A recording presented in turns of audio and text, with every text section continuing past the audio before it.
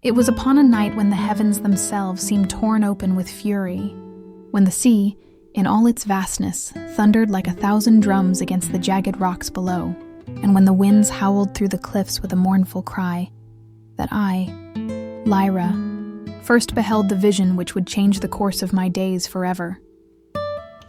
The lantern of our lonely lighthouse burned high above me, casting its wavering beam across the blackened waters, yet even its stalwart flame seemed but a frail candle before the mighty tempest.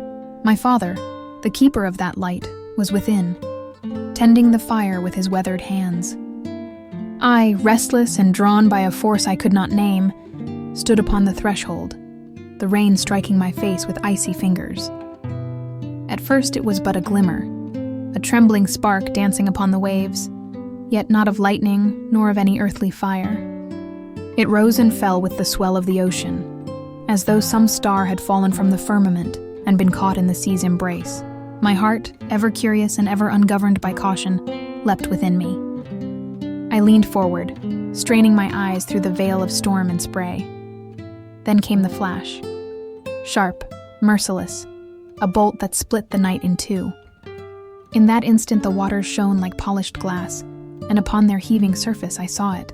No, him. A figure, tall and radiant, clothed not in garments, but in light itself, his form shimmering with hues of blue and silver, as though the very essence of the deep had taken shape.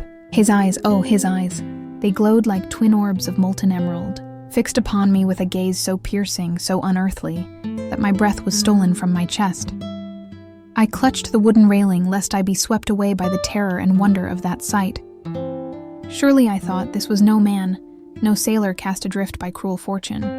Nay, this was a being of the sea, a spirit born of tide and storm. For though the waves raged about him, they bore him up as if in reverence, and not a drop of water touched the brilliance of his face. The thunder roared again, as if to protest this revelation, and the figure lingered but a moment more. Yet in that moment the world itself seemed hushed, and between us passed a silent recognition, a knowing without words.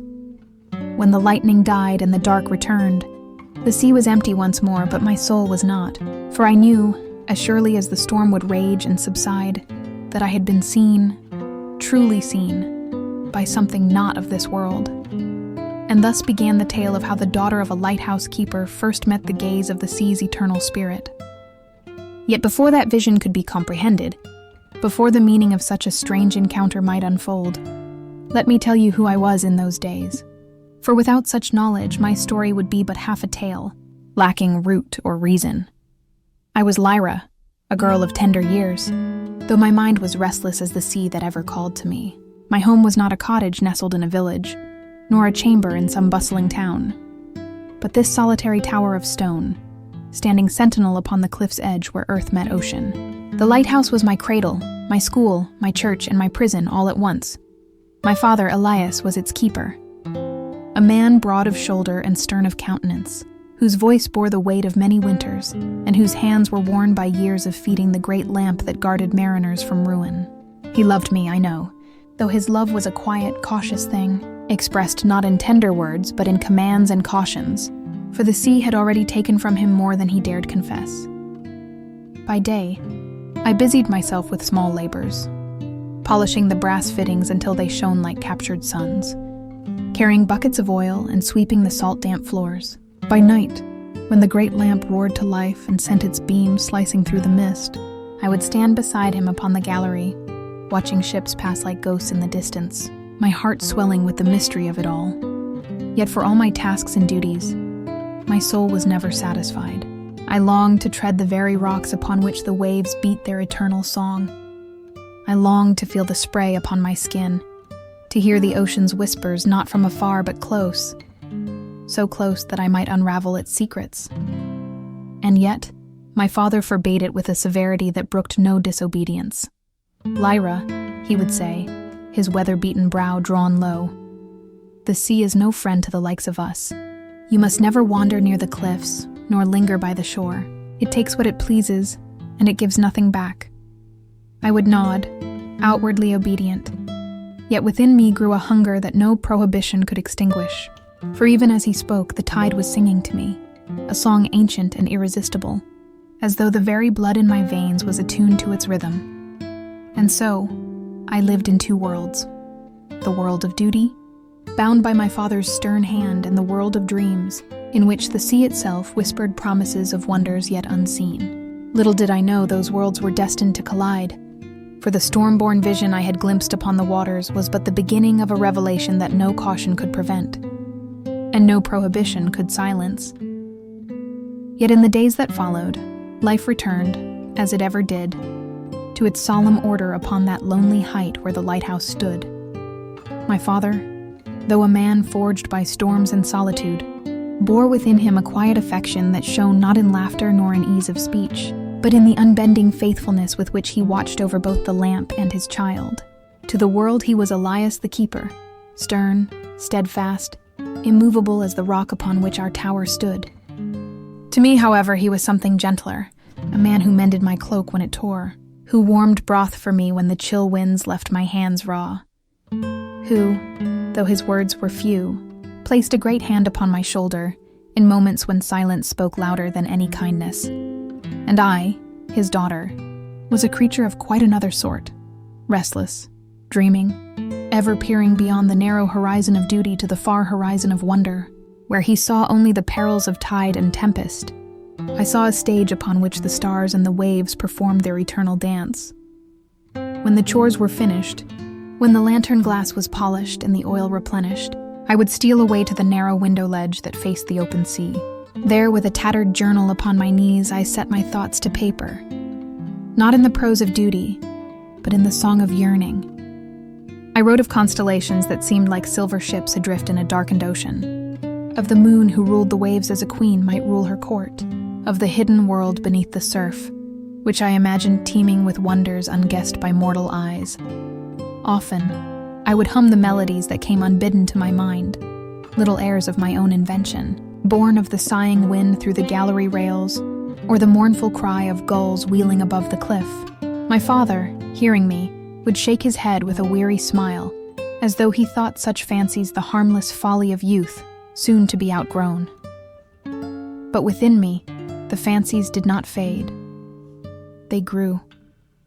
For each song was a secret covenant between myself and the sea, a pledge that one day I would know its mysteries, not merely from the safety of stone walls and lamplight, but from the very edge of its restless heart. And thus, in the calm before fate's turning, our lives at the lighthouse seemed cloaked in peace, his stern love, my restless songs, the lamp's faithful beam sweeping over the waters. Yet beneath that calm, there stirred the memory of a stormy night and the vision of a face not human, gleaming amidst the waves, an omen that my destiny was already in motion. It was upon another night, when the heavens broke once more in their tumult and the sea raged against the stubborn cliffs, that I beheld the vision again. The wind shrieked like a living creature. The rain lashed the stones until they seemed to groan in protest. My father had gone to secure the outer lanterns, and I, restless and watchful, pressed my face to the salt-streaked window of our tower chamber. There, through a sudden parting of the storm clouds, as lightning split the sky into dreadful brilliance, I saw him. The figure in the waves, luminous and strange, his form sculpted of sea foam and stormlight, his eyes gleaming as though they carried the reflection of 1,000 stars. Unlike before, he did not vanish when the darkness returned. Again and again, with every burst of lightning, his presence emerged, unwavering, expectant, as though he had come not by chance, but by design. My heart, though trembling, was pulled toward him, as a tide is drawn by the hidden moon. And then, in the midst of the roaring storm, I heard it, a voice, not borne by wind nor by wave, but echoing as though within my very breast. "Fear me not, child of the light. I am Kaelen, guardian of these waters." I staggered back, for the name resounded like the toll of a great bell, ancient and solemn. Yet curiosity, stronger than fear, urged me forward once more. His face, half veiled by spray, seemed at once kind and sorrowful, as though the ocean itself had lent him its grandeur and its grief. "Why do you appear to me?" I whispered into the storm, though I knew not whether mortal words could bridge the gulf between us. Again the lightning flashed, and again his gaze met mine. "Because you are the daughter of the light," the voice intoned, "and only beneath the storm's fury may I be seen. The sea remembers you, Lyra, though you have not yet learned to remember it." At this, my breath caught, and I felt a trembling both in awe and in dread. What could it mean? That the sea should remember me? And why should its guardian speak as though my destiny were entwined with his? But before I could summon another word, the storm closed in with renewed violence. The lightning ceased its frequent strikes, and with each darkened interval his figure grew fainter, until he was swallowed once more by the unrelenting sea. Yet the echo of his name, Kaelen, lingered in my heart long after the last wave struck the cliff.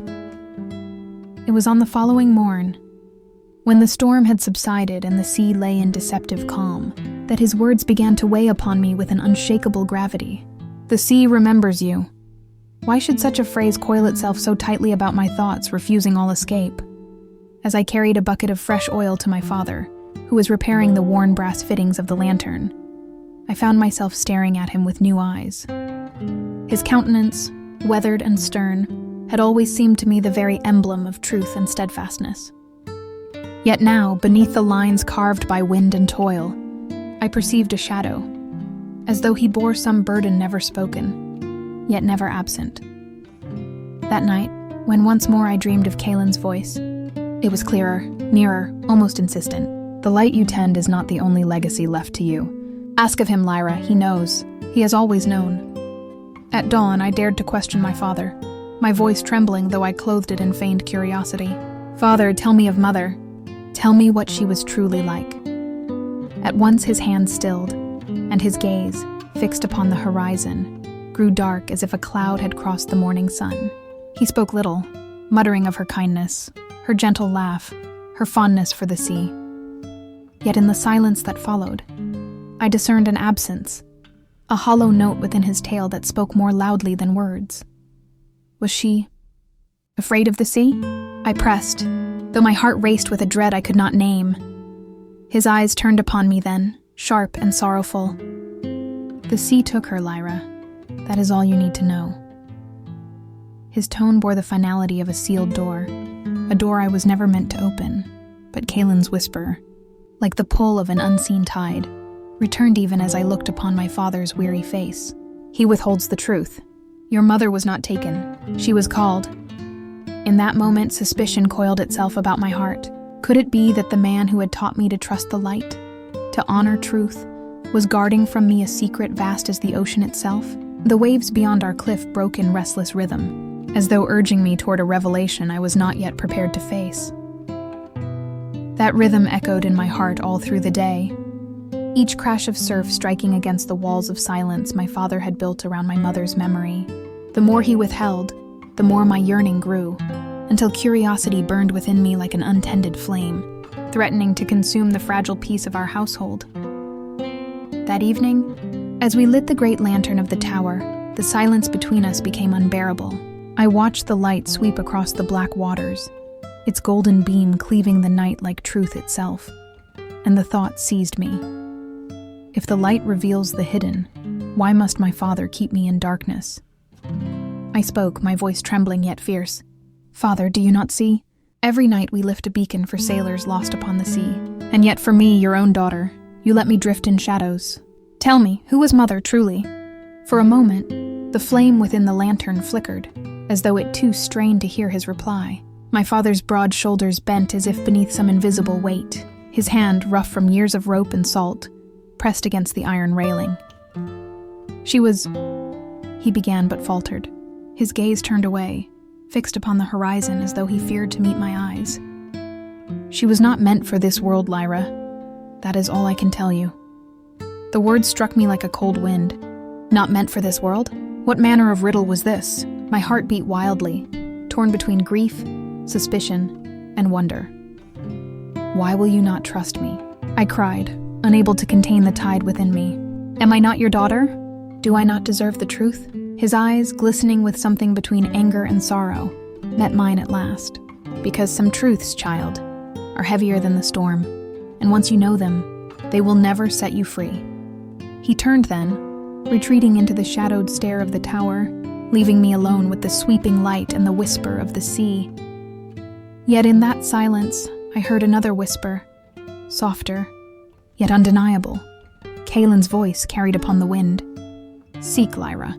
The truth is yours to claim, if you dare to walk where he forbids." And thus the flame of defiance once kindled would not be quenched. It was upon the next storm-lit night that Kaelen appeared once more, his form carved of water and lightning, hovering upon the breakers as though the sea itself had lent him a body. The lantern's golden beam swept across the tumult, yet it was his silver radiance that held me captive. "Lyra," his voice rolled, deeper than thunder yet tender as a lullaby. "The shadows you chase are not born of your father's silence alone. Your mother, long ago, made a vow, to the sea, to me, to the very depths that cradle these shores." My breath caught, half fear, half wonder. A vow? What could she promise to a spirit such as you? Kaelen's eyes, vast as the abyss, glimmered with sorrow. Not to me, child of light. To the sea itself. She belonged to both land and tide, and in her heart stirred a secret neither realm could contain. It is you who must uncover the truth, for her choice lives on in your blood. The gale whipped my hair across my face, but my heart heard every word. The mystery my father concealed was no mere tale of human frailty. It was something larger, older, greater than the reach of mortal lives. "Then it was not chance that I saw you," I whispered, trembling at the enormity of it. "You came because of her, because of me." A solemn nod was his reply. The sea hissed and foamed about his figure, as if reluctant to yield him to my gaze. "You are the heir to her promise, Lyra. You are the lantern-bearer not only for sailors, but for the secret she left behind.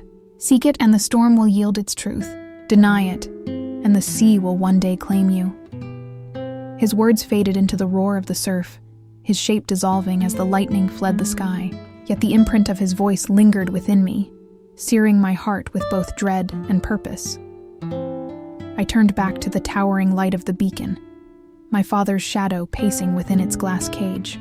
Between his silence and Kaelen's revelations, I felt suspended, half child, half destiny, yet fully uncertain of which path I must tread. But deep within, I knew one thing. Our meeting was no accident. The sea had chosen me, as it once had chosen her. It was with that conviction stirring my every step that I wandered the winding stairs of the lighthouse, the storm having passed yet leaving its whispers in every creak of the beams. The light above still burned steady, casting long skeletal shadows upon the stone walls.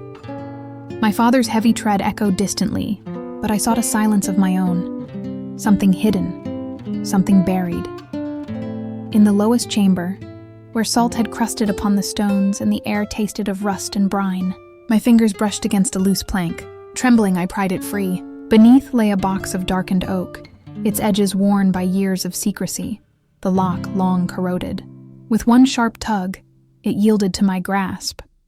Inside lay relics most curious, a map of the sea, its parchment brittle, yet traced with markings that shimmered faintly in the dim light, and upon a bed of faded cloth, a pendant wrought in the likeness of a starfish, wrought not of common metal, but of some strange substance that seemed to pulse with an inner glow.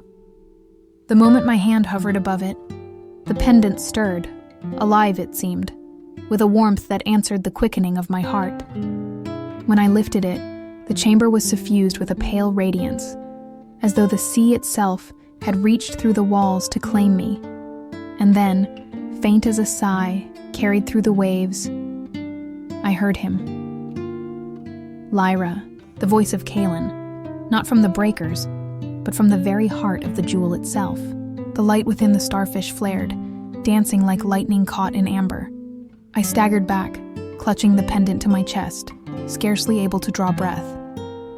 The map trembled upon the floor, its inked lines glowing with the same spectral fire, as if pointing me toward a truth I dared not yet name. The necklace, the map, the hidden chamber, all bespoke a legacy my father had tried to conceal, and my mother had left behind. The starfish pendant pulsed again, and with it came a certainty that chilled and thrilled me all at once. This was no mere keepsake. It was a key a key to the promise of the sea. The pendant's glow lingered in my hands long after I had retreated to the narrow window ledge, its light mingling with the fading hues of sunset over the restless waters. And there, in that fragile moment between day and night, Kaelen appeared, not amidst the waves this time, but hovering near the lighthouse as though drawn to the warmth of my discovery. "Lyra," he spoke softly, the voice like a gentle swell beneath the roar of the ocean. "You have found what your mother once held. You have taken the first step toward understanding." I trembled, but no longer from fear. There was a calm in his presence, a reassurance I had never known in human companionship. For all his otherworldly form, his voice carried the kind of comfort that made the lighthouse's stone walls seem less cold, the wind less biting. You are real?" I whispered, daring to reach toward the shimmer of him. "As real as the tides, child," he replied, "and as faithful. You are not alone in this world, Lyra, though men may hide their truths, and storms may keep their secrets." In the days that followed, we spoke often beneath the silvered moonlight, the pendant between us a silent witness to our growing bond. Kaelen shared the tales of the deep, of currents that moved as if alive, of creatures unseen by mortal eyes, of storms that spoke like ancient voices. And I, in return, spoke of my longing, my love for the lighthouse, for the land, for the stars above. A strange joy filled me, one that was neither fear nor human sorrow, but a mixture of awe, companionship, and hope. I began to dream, not only of my mother's past, but of a future in which the sea and the shore might coexist in harmony. Perhaps, I thought, there was a way to honor both land and tide. Just as I honored both my father and Kaelen, each night, as the lamp's beam traced a path across the waves, I felt the pulse of the ocean through the pendant, and with it the quiet promise that the sea, though vast and wild, had chosen to reveal itself to me in friendship and trust. It was a comfort I had never known, and yet it made me restless, for I felt the weight of a destiny unfulfilled, and a hope that perhaps even the deepest waters could bring peace to hearts both living and departed. But fate, it seemed, would test both hope and heart with merciless rigor. One evening, as the sun dipped behind a veil of clouds, the wind began to rise with an ominous insistence. Within hours, the sky had blackened, and the sea roared as though the world itself were breaking apart. My father, ever steadfast, rushed to secure the lanterns and the tower's fragile stones, even as the gusts tore at his coat and rain lashed his face like 1,000 icy needles. I followed, my own heart pounding, yet I knew my hands were unpracticed in the duties of the lighthouse. Then came the crash. A falling beam struck him, and he collapsed against the stone floor, groaning in pain. My breath caught in terror, but the sea showed no mercy. Ships, tiny silhouettes against the furious waves, struggled for life in the darkness. I realized with a fierce clarity that the beacon must shine. It was no longer my father's task, nor a lesson for me. It was a matter of life and death. Trembling yet determined, I climbed the spiral stairs, the wind howling like a chorus of unseen spirits, each gust threatening to hurl me into the abyss. Reaching the lantern chamber, I lit the flame, hands slick with rain and salt. The light, small yet resolute, cut a path through the storm, guiding the doomed vessels away from the jagged rocks below. My heart ached with fear for my father, for the sailors, for the fragile lives balanced on the edge of waves and wind. Kaelen appeared then, his form shimmering within the tempest, a guardian amidst chaos. "Steady, Lyra," his voice called over the roaring storm. "The sea respects courage, and you bear it well." I grasped the pendant around my neck, feeling its warmth, its pulse in tandem with the lantern's flame, as if my mother herself lent me her strength through Kaelen's presence. Each heartbeat, each flicker of the light, was a testament to resilience, to the bond between land and sea, between past and present. And though the storm raged with all its fury, I held fast, knowing that the lives of many, my father included, depended upon my courage, and that for the first time, I truly understood the weight and wonder of my inheritance. The storm spent its rage, leaving the lighthouse battered but standing, the air thick with the scent of salt and rain. My father, bruised and weary, sat heavily upon the worn bench inside the tower, his hands still trembling from the effort. I approached him cautiously, the pendant still warm against my chest, its glow reflecting my unspoken questions. "Lyra," he said, his voice ragged but firm, "there is something I have withheld from you for far too long." I knelt beside him, sensing the gravity in his tone. "Father, please," I whispered, my heart pounding as if it knew the truth already. He took a shuddering breath, his gaze fixed upon the flickering lamp. "Your mother, she was not merely my wife, nor merely a woman of the land. She was a bridge between worlds, a human who fell in love with Kaelen, the spirit of the sea."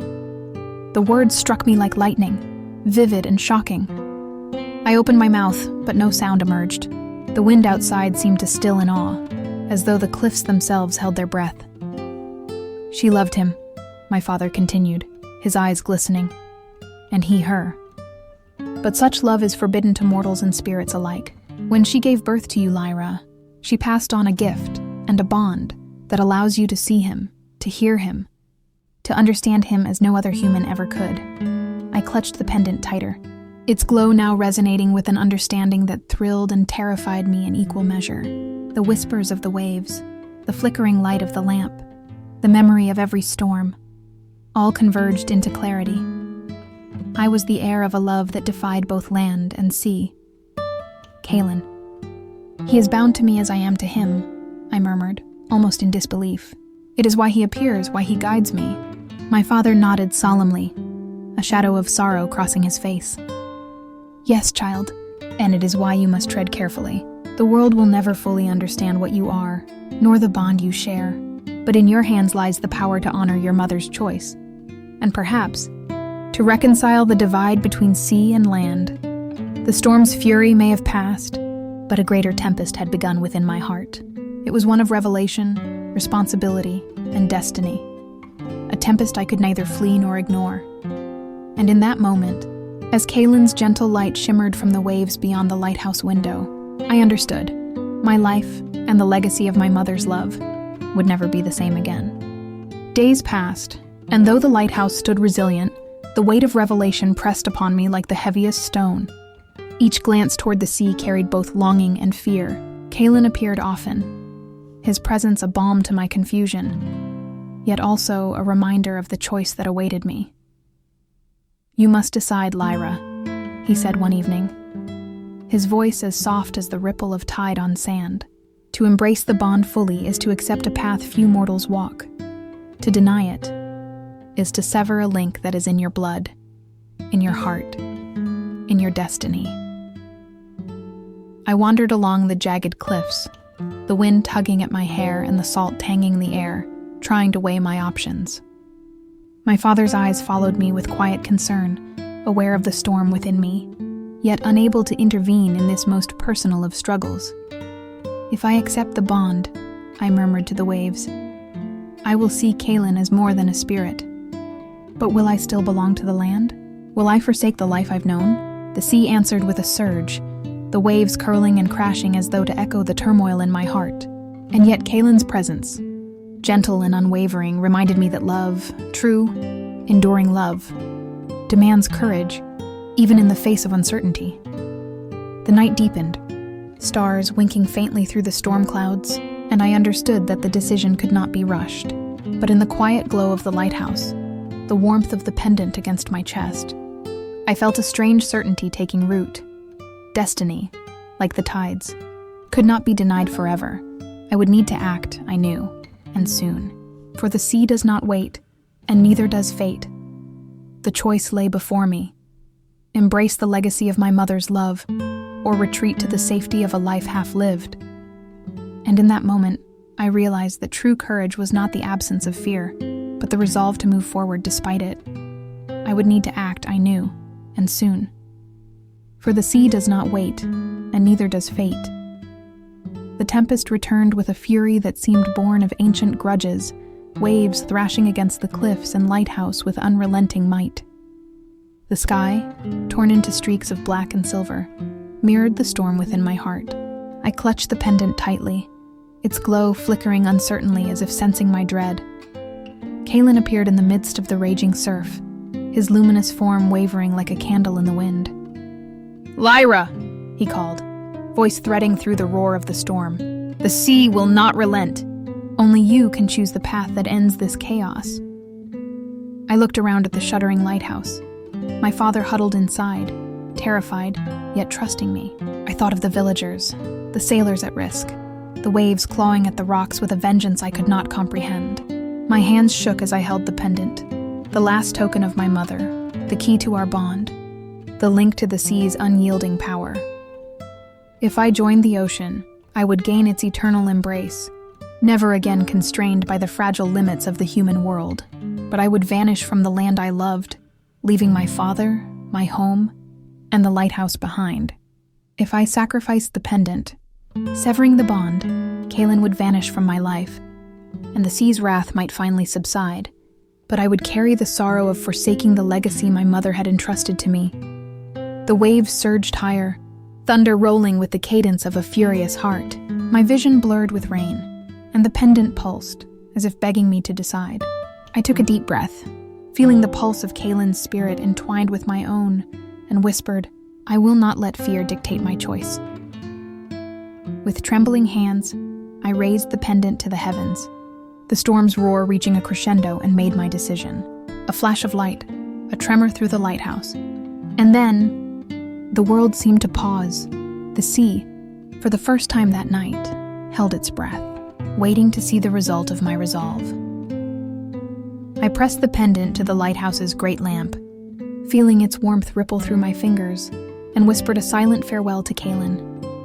The glow expanded, a ribbon of gold merging with the light of the beacon, spiraling upward until it seemed to touch the storm itself. The winds faltered. The waves, once monstrous and unyielding, softened their roar into gentle murmurs.